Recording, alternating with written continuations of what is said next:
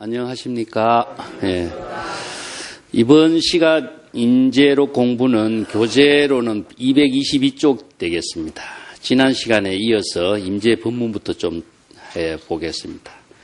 요즘 학인들이 불법의 대의를 체득하지 못하는 것은 이름, 개념이라든가 어떤 부처라든가 보살이라든가 열애라든가 이런 이름에 집착해서 분별의식을 일으키고 있기 때문이다. 두꺼운 공책에다가 죽은 옛 노성들의 말씀을 기록해서 보자기로 4겹, 5겹 싸서 누구에게 보여주지도 않고 이것이야말로 불법의 현묘한 도리라고 생각하고 소중하게 보관하고 있다. 크게 잘못된 모습이다. 정말 어리석은 놈들이다. 이런 사람은 그대들이 메마른 뼈다귀 위에서 무슨 국물을 얻을 수 있겠는가. 어떤 사물에 대해서 좋고 나쁨도 구별하지 못하는 사람이 경전의 문구를 이렇게 저렇게 천착하고 논의하고 경전의 구절을 자기 마음대로 해석만 함으로 해서 불법의 대의를 체득하지 못하는 사람은 마치 똥덩어리를 주워서 입안에 감추어 두었다가 다른 사람에게 건네주는 것과 같다. 참 아주 신랄한 비판이죠. 이 한마디가 임재의 학인들에게 바른 안목을 제시하기 위해서 제시하고 있는 당시의 언어입니다. 불법의 대의를 체득하지 못하고 언어 문자에 집착하고 부처다 하면 부처에 그냥 빠져버리고 열애하면 열애라고 딴 데 떨어져 버리고 어느 큰 스님 하면 큰 스님의 그냥 명상에 떨어져서 자기의 본분을 잃어버리고 있는 모습을 말하고 있습니다. 또 하나는 여기에 공책에다가 큰 스님이 법문을 하면은 그 스님의 법문의 말씀을 제3자가 기록한 것이 어록입니다. 그 어록이 성립된 그 사정을 지금 이야기하고 있는데 어록이라고 하는 것은 본인이 직접 글을 쓰지 않는 겁니다. 집필을 하지 않고 자신이 설법을 한 내용을 시자들이라든가 제3자가 청중 가운데 어떤 사람이 본대로 들은 대로 기록하고 있어요. 이게 가식이 전혀 안 들어있죠. 본대로 들은 대로. 그래서 어록의 특징은 언행이라고 합니다. 언이라고 하는 것은 말씀이죠. 그분의 설법입니다. 설법이 이제 당대에는 법당을 세워서 선생이 거기 가서 설법을 했는데 이 부처님을 모시는 불전을 모시지 않고 법당만을 세웠다. 이런 법당이라고 하는 것은 선지식이 법을 설하는 곳이죠. 이어서 이제 정기적으로 선의 교육이 이루어지고 선의 교육이라는 것은 불법의 바른 지혜를 깨달아서 각자 자신의 도의 생활, 깨달음의 생활이 되도록 법문을 설하는 것이 설법입니다. 이 설법을 이제 시중이라고 이야기하는데 대중들에게 일체 중생들에게 모든 불법의 대의를 다 계시해서 누구나 그 불법의 지혜를 깨달아 체득할 수 있도록 법을 설하는 것이 선성 출가인들의 본분이죠. 그 출가인들이 딱 2가지 일을 본분으로 삼아야 된다. 하나는 무엇이냐? 명상을 하는 일이요. 명상이라는 것은 불법의 지혜를 체득해서 자신이 불법의 지혜로운 삶을 삶과 동시에 그 불법의 지혜를 만인이 모두 깨달아서 그 지혜로운 삶을 살 수 있도록 바른 법을 제시해서 바른 방향과 방법을 제시해서 깨달음의 지혜로운 삶이 되도록 하는 설법을 하는 겁니다. 그 설법을 할 수 있는 능력을 자신이 참선 수행을 해야 되는 것이고 그 다음에 그 능력을 갖추었을 적에 많은 사람들에게 법을 계시해서 많은 사람들이 불법을 깨닫도록 인연을 맺어주고 바른 방향과 방법을 제시해주는 설법을 하는 것. 2가지 일이 출가인의 본분이라는 겁니다. 이 때문에 설법을 하는 것이 선성의 본분이에요. 그래서 이 법을 설하는 것. 그래서 말은 무엇이냐? 법을 설하는 말이고 행은 무엇이냐 하면은 법을 실행하는 거예요. 법을 실행. 그래서 말씀과 행동을 기록한 것이 어록의 특징의 언행록이라고 합니다.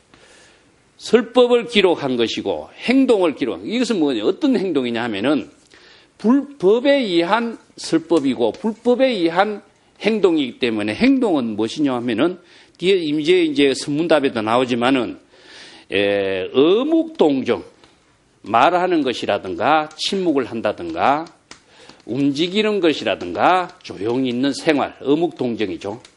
행주자와 인간 일상생활하고서 앉아있고 누워있고 일상생활하는 행주자와 어묵동정이 모두 다 선이다.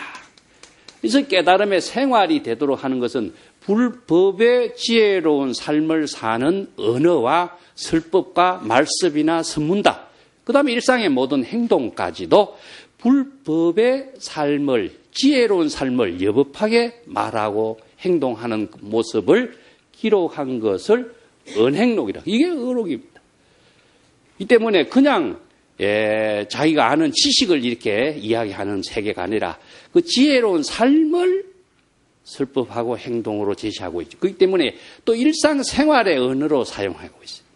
일상생활의 언어라고 하는 것은 무엇이냐면 가식을 하지 않는 겁니다. 여기서 임재가 똥덩어리를 입에 넣었다가 다른 사람 입에 건네준다든가 어록에 보면은 죽이고 살리고 똥덩어리 이야기하고 똥막대기 이야기가 나오고 온갖 짐승의 이야기가 등장하고 있는 것은 구체적인 일상생활 그 가운데에 도의 생활이 되는 모습을 일상생활의 언어로 누구나 쉽게 이해할 수 있도록 설하고 있는 특징을 갖고 있어요. 그래서 어록의 특징은 하나는 깨달음의 지혜로운 삶의 기록인과 동시에 일상의 언어를 기록하다 보니까 저속한 언어의 표현이 많다. 그래서 이 두 가지 특성을 갖고 있습니다. 이런 어록의 기록들은 모두 다 불법의 대의를 체득하도록 해주는 말씀의 근본을 두고 있습니다. 그래서 선문답도 그렇게 이루어지는 것인데, 그래서 말씀의 특징은 무엇이냐 하면은 참동계 이런 말이 납니다. 참동계라고 하는 것은 석두 이천 선사의 유명한 말씀을 기록한 개송인데, 말씀을 이어받아서 종지를 깨닫도록 하는 것이 바로 설법의 근본이고 불법의 가르침의 핵심인데, 이 말씀이라는 것은 무엇이냐면 방편이죠. 불법의 방향과 방법을 깨닫도록 하는 방편의 말씀을 통해서 종지를 깨닫도록 한다는 것은 불법의 진실을 체득하도록 해주는 것이 근본인데, 어느 문자에만 집착하고 종지를 깨닫지 못하는 어리석은 자들이 많다. 그래서 열애라고 하면 열애라는 언어에 집착하고, 부처라고 하면 부처라고 하는 언어의 명상에 떨어져 있어. 그 명이라고 하는 것은 이름이고 상이라고 하는 것은 자기의 생상으로 생각하고 있는 부처의 이미지입니다. 그런데 부처의 모습이라고 하는 것은 형상이 없어. 무명무상이고 이름도 없고 형상도 없는데 자기 생각으로 부처라는 이름과 모형상을, 형상을 의식으로 만들어서 스스로 그 만든 의식에 자기가 집착하고 있는 거예요. 이게 얼마나 불법을 알지 못한 어리석은 중생의 모습이냐. 그래서 선성의 설법이나 말씀, 즉 경전의 말씀은 모두 다 불법의 진실을 깨닫게 한 방편의 법문인데, 그것은 종지를 체득하도록 설해놓은 것이다.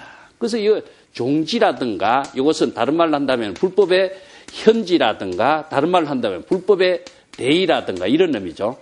이 불법의 대의를 깨달아서 자신이 지혜로운 삶을 실행하는 능력을 구족하도록 말씀을 하고 설법을 하는데, 그 진실은 체득하지 못하고 언어에만 집착하고 있는 모습이 있다. 그래서 아무리 훌륭한 경전의 말씀 한 구절 읽고 경전의 말씀 한 구절이라도 이 언어, 즉 부처라든가 깨달음이라든가 아니면 도라든가 이런 한마디 구절이 아무리 훌륭하고 불법의 핵심을 제시하고 있는 언어라고 할지라도, 만약에 그대가 이 한마디 언어 명상에 집착하고 있다면 너는 말을 묶어놓은 말뚝에, 당나귀를 묶어놓은 말뚝에 속박된 중생밖에 안 된다. 이런 말 그랬어요. 그래서 선생이 법문하면서 내 말을 기억하지 마라, 기록하지 말라. 기억하지 말라 하는 말은 언어에 기억한다면은 언어에 떨어져 버리거든요. 이게 언어라고 하는 것은 불법의 진실을 제시하고 있는 하나의 방편의 언어인데, 언어에 집착하면 진실을 깨닫지 못하게 돼 있어요.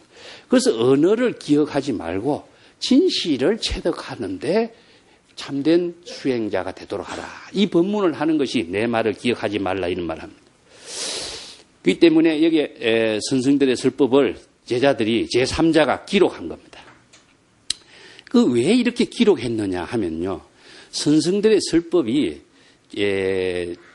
진리의 도에 개합된 그 말씀이고 또 중국인들이 경전의 말씀 그것보다는 오히려 생활의 언어로 제시하고 있는 가르침의 법문에 중국이 사람들은 일상생활의 언어로 설법하니까 더 쉽게 이해가 되죠.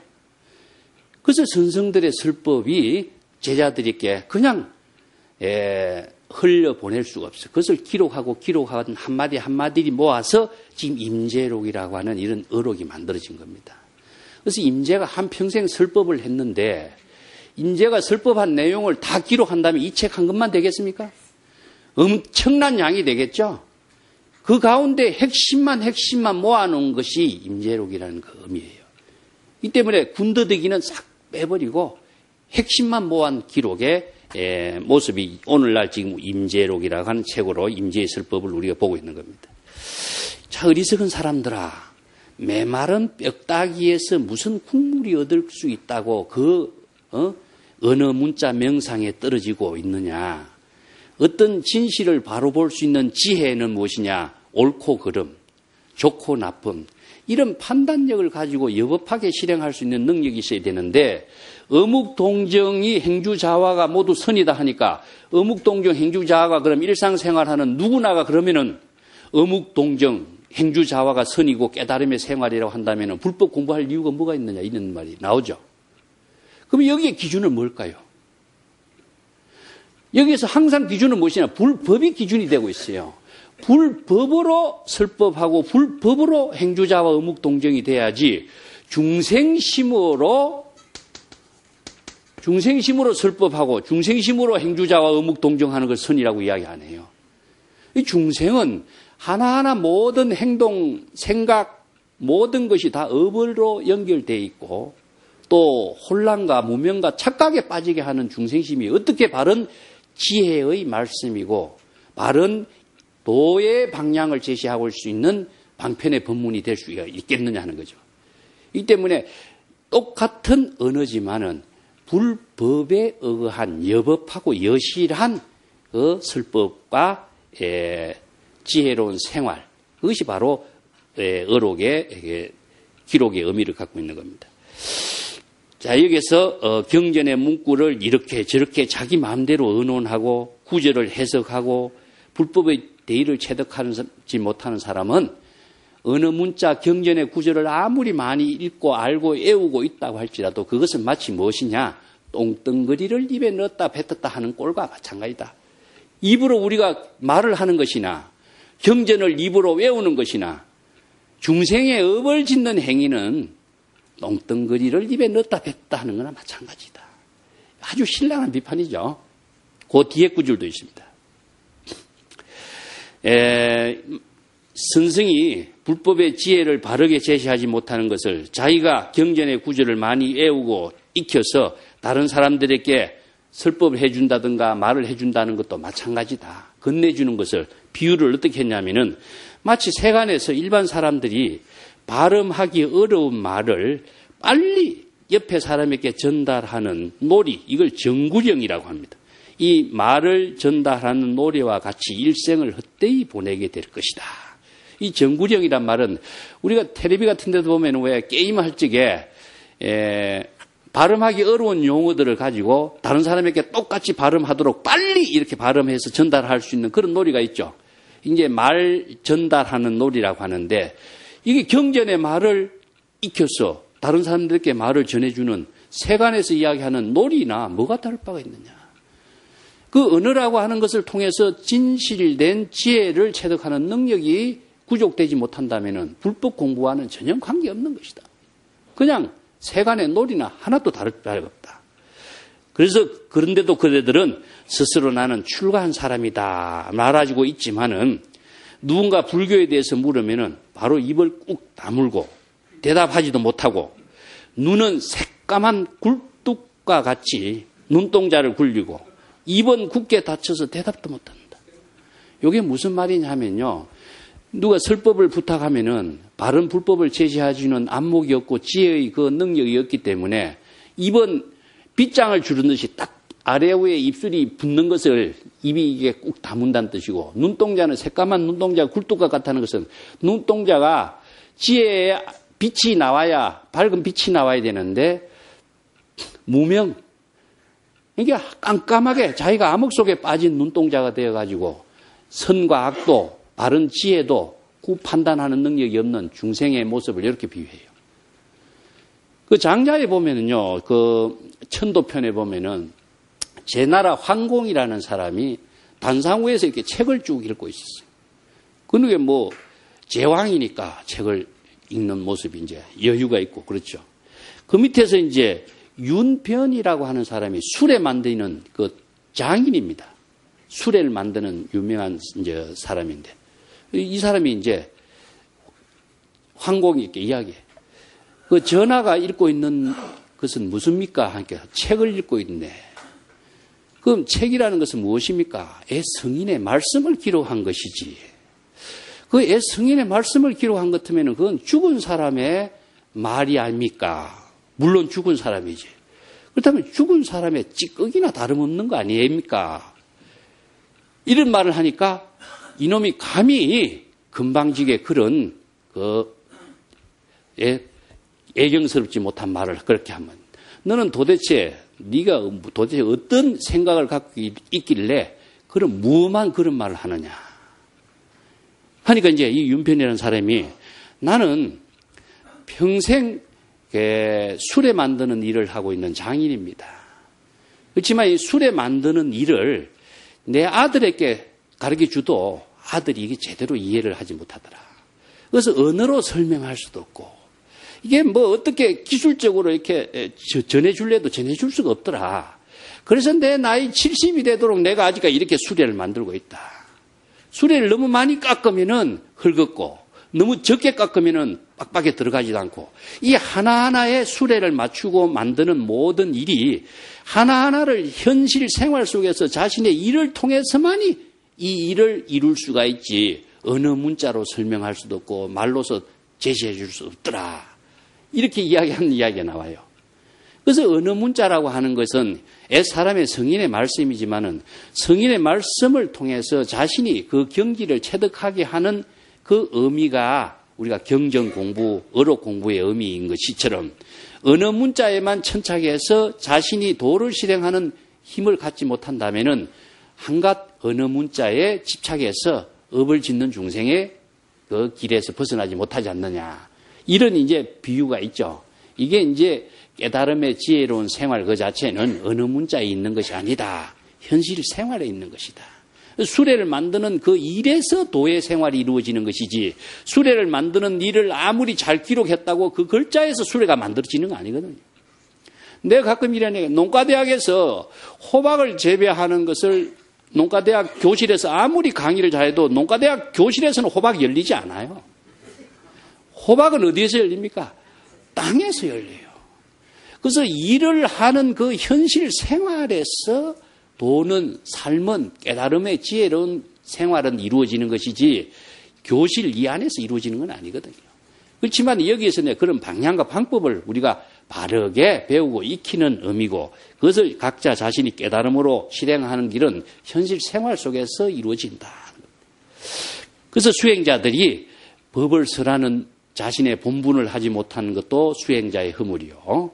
또 참선 수행을 올바르게 여법하게 하지 못하는 것도 수행자의 허물입니다. 그래서 나는 출가인이다 이렇게 큰 소리만 치고 시주의 은혜만 받고 대접만 받으려고 하는 건 이런 어리석은 사람이 되어야 되겠느냐. 자, 이러한 무리들은 설사 56억 7천만 후에 미륵불이 이 세상에 출현하는 인연을 만났다고 할지라도 다른 세계에 옮겨가게 되어서 지옥의 고통을 받게 될 것이다. 저 미륵불이 출세한다는 것은 이제 미래불에 대한 그 경전의 이야기인데, 미륵 하생경, 미륵 상생경이 있죠.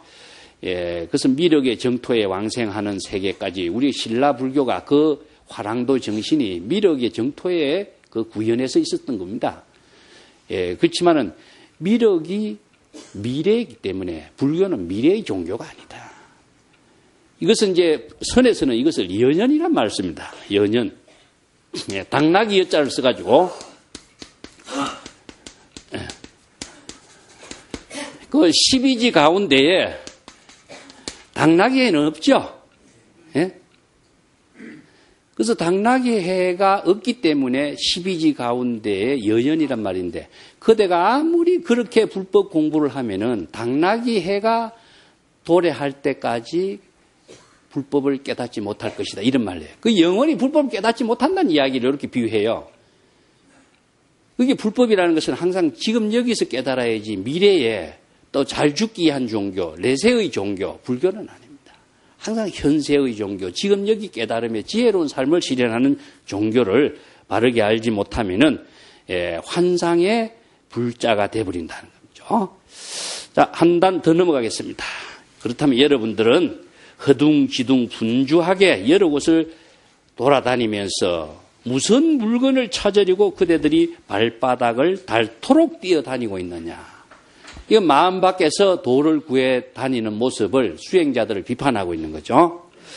찾아야 할 부처도 없고 완성시켜야 할 도도 없고 얻어야 할 법도 없다.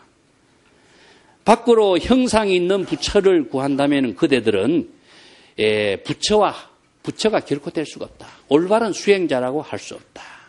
이게 마음 밖에서 도를 구한다든가 구하려고 하는 생각을 분별심을 일으키면 벌써 중생이 되기 때문에 부처는 지혜는 될 수가 없다. 그래서 이걸 부처가 될 수 없다. 그래서 올바른 수행자가 될 수 없다. 이런 이야기입니다. 그대들이 각자 본심을 알고자 한다면은 새롭게 하나가 되는 것도 아니고 나누어지는 것도 아니다. 이 말이 이제 불법을 좀 알아야 되는데 앞에서부터 살펴보겠습니다. 마음 밖에서 도를 구한다 하는 것은 불교에서 항상 비판하고 있는 이야기죠. 그래서 불교의 수행체계라고 하는 것은 제가 여러 번 이야기했습니다마는 외향성의 종교가 아니다. 내향성이다 하는 겁니다.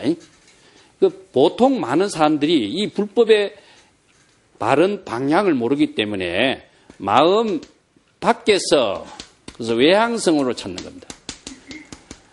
그래서 마음 밖에서 찾는 것이 어디죠? 도나 진리나 멀리서 어디 다른 곳에서 어떤 선지식한테서 찾는다고 생각해요. 그래서 선지식을 찾아다니는 것은 산중에 찾아다니는 것은 도를 밖에서 구하려고 합니다. 그래서 불법은 내향성의 종교다. 그래서 이제 외향성의 종교와 내향성의 종교를 갖고 내가 이야기하는 것은 다른 기독교라든가 사막의 종교는 전부 다 외향성의 종교입니다. 이건 뭐냐면은 하늘이라든가 신이라든가 구제자를 찾고 있는 겁니다. 사막에서는 자기 자신이 구제 능력이 없어요. 그래서 움직여야 되는데 어떻게 움직이냐. 물이 있는 곳으로 나를 구제해 줄 사람으로. 그래서 항상 밖을 향해서 이거 자기가 찾아 나가야 되는 대상이 있습니다. 그래서 대상에 의해서만이 자기가 구제되는 것이 바로 사막의 종교라고 한다면은 불교는 내향성의 종교입니다. 밖을 향하면은 더욱더 멀어지게 돼 있어요. 그래서 뭐냐, 항상 자기 집으로 본래로 되돌아가야 돼요. 본래로 되돌아가는 것이 무엇이냐, 진여, 각자의 참된 진여로 되돌아가는 것을 불교의 깨달음이라고 하고 수행이라고 합니다. 그래서 밖에서 안으로 되돌아가는 내향성의 종교이기 때문에 불법의 이러한 진실을 알지 못하고 밖에서, 마음 밖에서 도를 구하려고 하고 부처를 구하려고 하면은 그렇게 하면 할수록 더욱더 불법의 깨달음과는 멀어지게 돼 있어요. 그래서 항상 자각이라고 하는 것은 자기의 본래로 되돌아가는 수행 체계를 말해요. 그래서 자각을 할 때만이 깨달음은 이루어지기지 자각을 하지 못하면 안 돼. 그래서 내향성의 본부는 불법을 알아야 돼. 그래서 불법의 현지라는 말을 강조하는 이야기입니다. 불법의 현지라고 하는 것은 수행이라고 하는 말 자체가 불법 수행이라고 하는 것은 바바나라고 내가 말을 썼습니다. 바바나라고 하는 이 언어는 본래의 상태가 되돌아가는 겁니다. 근본 자기의 진여의 지혜가 작용하도록 하는 것이 불교 수행이고 깨달음이고 도고 부처의 삶인 것이지 외부로 향하게 하면은 영원히 불법의 지혜와는 깨달음을 얻지 못한다. 그래서 이 구조 차이가 틀려요. 그래서 돌을 닦는다 하면은 닦아서 얻어야 된다는 사고가 불교에서는 참 잘못된. 그렇기 때문에 또 하나는 무엇이냐. 보통 구하려고 하는 생각입니다. 구하려고 하는 거. 그래서 구도 이런 말을 하면 도를 구한다. 이런 도는 구도란 말을 하니까 도를 구해야 되고 부처도 구해야 되고 깨달음도 얻어야 되고 한소식도 얻어야 되고 이렇게 구하려고 하는 생각이나 얻으려고 하는 생각, 그래서 구법이란 말도 법을 얻어야 된다. 이런 언어들이 가져다 주는 그 잘못된 오해가 자기 생각대로 이 언어를 이해하고 해석하고 천착하니까 불법은 제껴두고 이 글자만 가지고 나름대로 생각해버리고 자기 나름대로 설법을 하다 보니까 이것이 우리 귀에 익어 있어요. 나도 역시 그랬었습니다. 그렇지만 불법의 본질을 바르게 알고부터는요, 이 언어가 갖고 있는, 언어가 제시하고 있는 그 부작용, 이것이 한국 불교를 많은 오해와 곡해를 만들어 놨어요. 우리가 반야신경에서 무지영무덕이란 말 있죠. 반야신경 할 때는 무지영무덕 잘 애우고 있어. 그렇지만 불법 수행하에서는 무지영무덕을 망각해버려요. 무소유, 무소구, 본래 무일물 이런 말을 잘 알고 있는데 참선 수행은 무엇이냐? 도를 얻어야 되고 법을 얻어야 되고 한소식 얻어야 된다는 이 생각이 먼저 앞서기 때문에 불법의 경전에서 이야기하고 있는 내용은 망각해버려요. 그래서 자기 스스로의 모순 속에서 헤매고 있는 모습이라. 이게 왜 그러냐? 불법을 무시하기 때문에 그래요. 그래서 불법에 의한 수행, 불법에 의한 참선 공부, 불법에 의한 자신의 선의 생활이 되도록 하는 그 지혜를 구족하는 것이 참선 공부의 의미인데 불법은 제껴두고 글자에 떨어져 버려요. 그래서 무소유, 무소구, 무소덕 이런 말을 아무리 애우고 있어도 도는 구해야 된다는 생각이 먼저 앞서버린 겁니다. 그러니까 헤매고 있어요, 계속. 이런 어리석은 삶의 모습이 바로 중생이다. 그 뒷구절이 있어요. 보면은 그대들이 본심을 알고자 하는가, 불심을 알고자 하는가. 그 불심이라든가 본심이라든가 깨달음의 마음이라든가 도라든가 하는 것은 그것을 얻어서 더 첨가시킬 것이 아니야. 예. 도라고 하는가 깨달음이라든가 마음이라든가 이것은 첨가시켜서 이루어지는 것도 아니고 또 하나는 나누어서 이루어지는 것도 아니고 첨가시킨다라고 하는 것은 도를 구해서 첨가시키고 마음을 깨달아서 얻어서 첨가시켜서 우리가 도를 이루고 불법을 이루는 건 아니다 이겁니다. 그리고 또 하나 나누어서 이것은 무엇이냐 중생심을 쪼개 없애고 불심을 체득하는 것이 불법 수행이냐 이것도 아니다 이겁니다. 이걸 이야기하고 있어요. 자, 우리의 참된 마음 진여는 우리의 본래의 마음은 중생심과 불심이 하나 된 구조입니다. 이것을 쪼개려야 쪼갤 수가 없고 쪼개면 쪼개려고 생각하는 분별심이 내가 중생이 돼버려요. 그 다음에 얻으려고 하는 그 생각이 또 중생이 돼버려요. 이런 불법의 현지를 모르고 수행한다면은 항상 중생심에서 헤매게 돼 있다. 그래서 진여는 불이라. 그러니까 분별심, 얻으려고 하는 생각, 쪼개서 나누려고 하는 생각, 이 분별심을 비우기만 하면은 본래 자신의 청정한 진여의 마음은 깨달을 수 있는데 이곳을 불법을 모르는 사람은 도를 얻어야 되고 구하려고 하고 체득해야 되고 한 소식 얻으려고 하고 이런 생각, 수행에서 얻으려고 하는 생각이 있는 한 영원히 중생심으로 미혹 속에 빠지고 만다. 이거 불법의 대의를 알아야 된다는 겁니다. 그래서 진여라고 하는 것은 불이다. 또 이려다. 또 중생심과 불심이라고 하는 것은 하나인 것이지 둘이 아닌 그 진실을 알지 못하고 중생심은 쪼개서 없애버리고 망념을 없애려고 하고 참선 공부하면서도 망념을 없애려고 참선 공부하는 사람이 얼마나 많아요. 이것은 나누려고 하는 생각이라 나누려고 생각하면 이거 불법 수행이 아니고 참선 수행이 아니다. 또 얻으려고 하는 것도 참선 수행이 아니다. 그래서 얻으려고 하고 나누려고 하는 것, 취사 선택하는 이런 사량 분별심을 갖고서는 참선 수행을 제대로 할 줄 못해. 이것은 내 생각으로 하는 참선 공부지 불법에 의한 참선 공부는 아니다. 그래서 여법한 수행을 하지 않는 한 불교 수행은 바른 수행을 할 수가 없습니다. 그래서 불법에 의한 참선을 하고 불법에 의한 사유를 하고 불법에 의한 지혜를 체득하는 것이지 내 생각대로 하는 것이 참선 공부라고 하고, 그래서 불교에서 항상 사람을 말을 의거하지 마라. 법에 의거하라. 그랬죠? 법에 의거해야만이 내가 바른 수행도 할 수 있고 보살도도 할 수 있고 여법한 깨달음의 생활을 할 수 있는 것이지, 누구 말을 믿고 따르면은 자기는 중생의 세계에서 영원히 벗어나지 못해. 그래서 이 선생이 하는 말이 내 말을 기억하지 말라. 임재같이 이런 말은 설법을 하면서도 내 말을 기억하지 말라. 그럼 내 말을 통해서 바른 지혜를 깨닫는 설법을 하는 그 지혜를 체득하는 수행자가 되지, 내 말에 얽매여 있거나 집착하거나 속박된 중생이 되지 말라 하는 말을 하거든요. 근데 내 말을 믿으라 이렇게 하는 사람은요, 이거 사이비 교주야. 부처님도 법에 의거해라 이렇게 이야기했지 내 말을 믿으라 따르라 이런 말 안 해요. 이것이 바로 불교는 법의 종교의 본질이다. 이러한 사실을 바르게 알지 못하면은 우리가 바른 수행도 할 수 없고 불보살도의 삶의 원력을 아무리 세워도 불보살도의 삶을 공덕행으로 삶을 이룰 수가 없어요. 그래서 이 불법의 지혜를 체득하는 공부를 참선 공부의 본령으로 두고 있는 겁니다. 여러분, 참된 진실된 부처는 형체가 없다. 부처가 어디에 모양과 형상이 있느냐? 명상을 다 초월한 경지다. 진실된 도는 실체가 없다.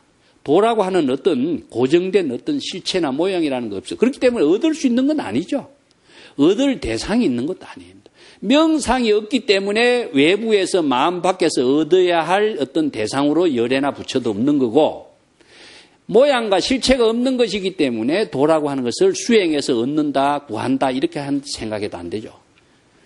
또 마찬가지로 진실된 법이라는 특별한 모습도 없어. 그래서 여기서 부처나 도나 법이라고 하는 것은 표현을 달리 했을 뿐이지 우리들의 마음의 지혜 작용을 말합니다. 그래서 무진장 중에 무일물이라고 마음 밖에서 도를 작용을 구하려고 한다면 영원히 불법하고는 인연 없는 사람이에요.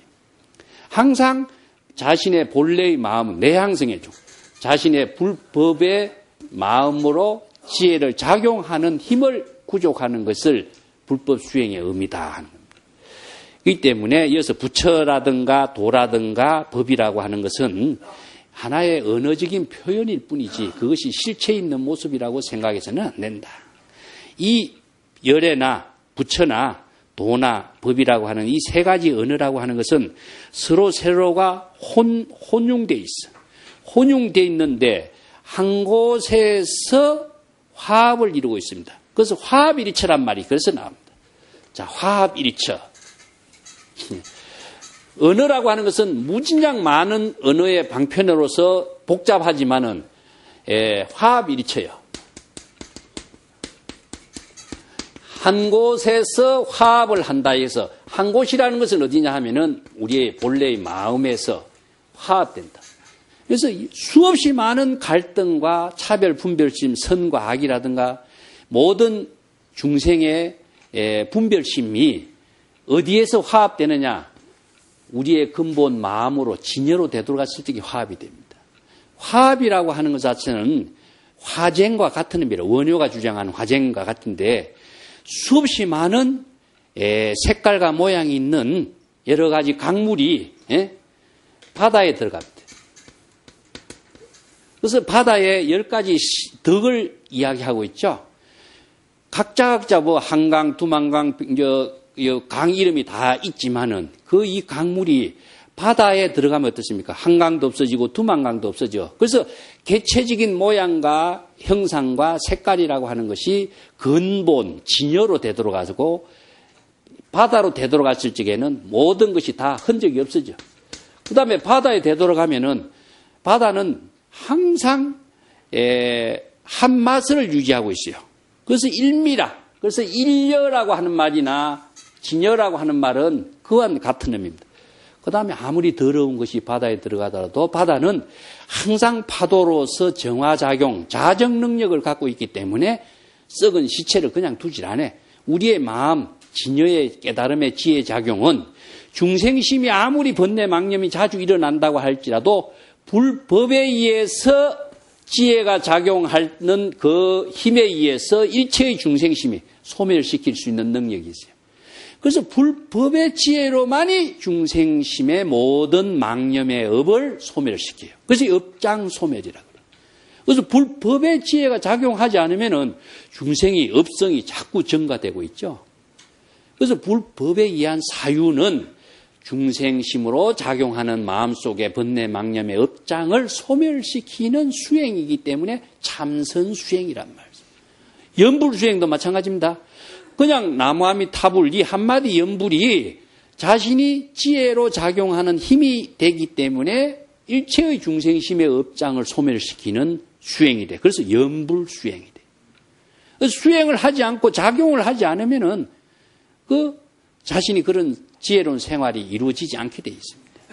그래서 알고 있는 것은 의미가 없어. 아는 것을 지금 여기 자신의 지혜로운 삶으로 실행했을 때 내가 바로 열애가 되고 도가 되고 법의 생활이 여실하게 작용하는 힘이 이루어지는 것이다.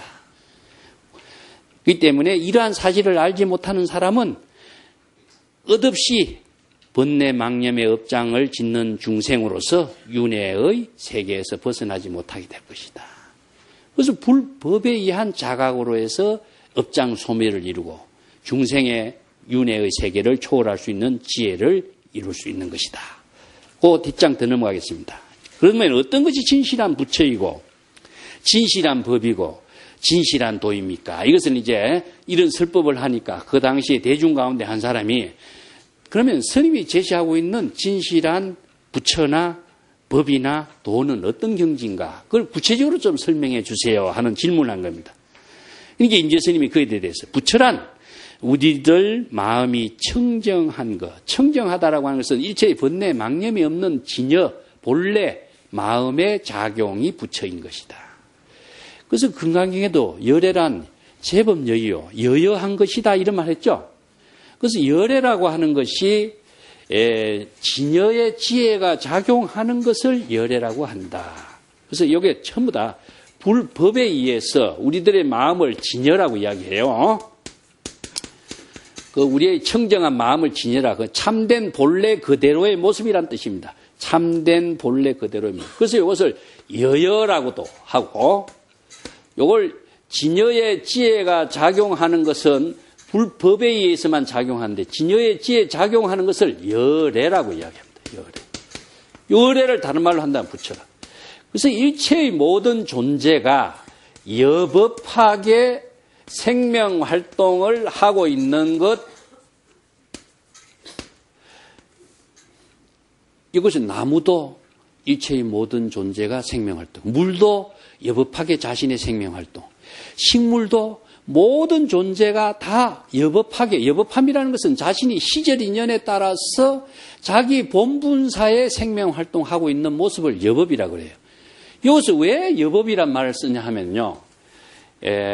보통 사람은, 중생은 분별심으로 생명활동을 하고 있어요. 분별심으로 좋고 나쁘고 시기하고 질투하고 미워하고 탐진치 삼독에 오용락에 속박되어서 분별심으로 자신의 생명활동을 하고 있기 때문에 중생이 되는 것이죠. 그렇지만 이 분별심의 중생심의 생명활동이 아니라 불법에 의한 지혜가 작용하는 것을 여법이라 그래요. 그래서 이게 자기 본분사, 내가 자주 이야기했던 시절 인연에 따른 자기 본분사, 이게 바로 여법한 생명활동하고 있는 모습을 열애라고 하는 것이다. 그렇기 때문에 여기에서 청정한 것은 무엇이냐? 진여 그 자체는 다른 말로 한다면은 진여는 자성 청정이라고 그래요. 우리의 자성은 본래 청정한데 차별 분별심을 일으키다 보니까 이게 우리의 마음이 중생 번뇌 망념으로 오염되어 버렸다. 오염돼 버리니까 방향을 잃어버리고 방법을 바르게 알지 못해서 업을 짓는 중생이 되어버리는 이런 모습을 이제 바르게 알도록 제시한 거죠. 자, 두 번째는 법이란 우리들의 마음의 지혜작용이 광명인 것이다. 법이라는 것은 어떤 존재가 따로 있는 것이 아니라 지혜가 작용하고 있는 그 불법의 지혜를 말하는 것이, 법이라고 하는 것은 고정된 어떤 모양으로 존재하는 건 아닙니다. 이 법이라고 하는 것을 다른 말로 한다면은, 법이라고 하는 것은 인과 연의 그 작용이 함께 모이진 것을 법이라고 하는데, 다른 말로 한다면은 물이 흘러간다는 말로 나는 해석을 해요. 물이 흘러가는 것이 여법입니다. 물이 흘러가는 그 모습이 바로 무심하게 흐르죠. 내가 어떤 목적을 갖고 물이 흘러가지도 않고 무엇이 되겠다고 하는 것도 아니고 깨끗하게 되려고 하는 생각을 갖고도 흘러가지 않아. 그냥 시절 인연에 따라서 흘러갈 뿐이야. 그게 뭐냐? 물이 흘러가는 것이 바로 자기 본분인데 어떻게 흘러냐? 위에서 아래로. 그것이 여법이라. 불변의 법칙성에 의해서 흘러가. 그냥 흐르는 것 같지만은 이것이 바로 물이 흐르는 그 생명 활동에 의해서 청정한 힘이 작용하고 청정한 힘에 의해서 모든 생명의 기운을 만물에게 생명수로서 보급해주는 보살도 같은 역할이 이루어져요. 그런데 목적의식을 갖고 보살행하는 거 아니죠. 자신의 본분사의 일만 할 뿐 다른 분별 목적의식이 없어요. 이것이 바로 물이 흘러가는 그 모습이 법이라. 이것을 바로 우리의 진여의 마음의 지혜가 작용하는 모습을 바로 불법의 생활이에요. 그래서 여법학의 불법의 지혜 광명이라고 이야기합니다. 그 다음 도란 무엇인가? 어느 곳에도 걸리지 않는 깨끗한 빛이다.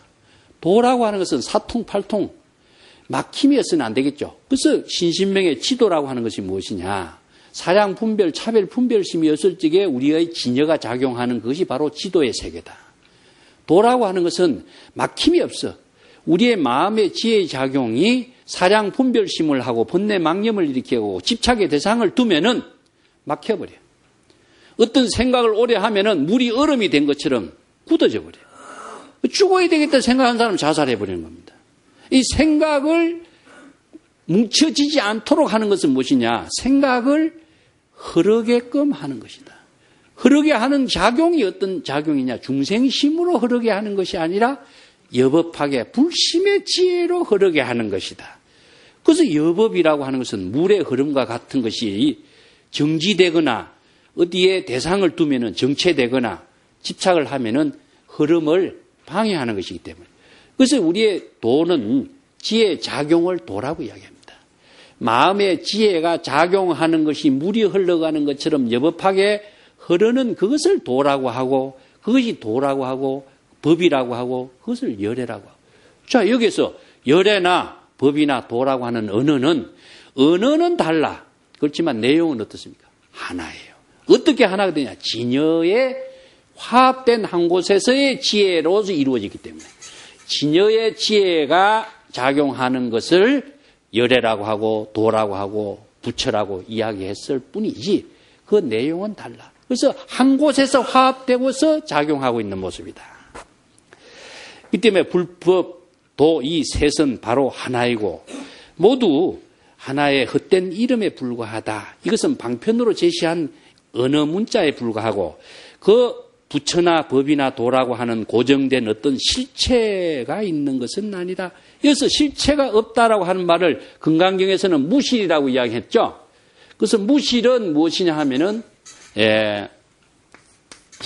어떤 고정된 실체가 없다. 이걸 다른 단어로 무실은 무엇이냐? 무자성이란 뜻입니다.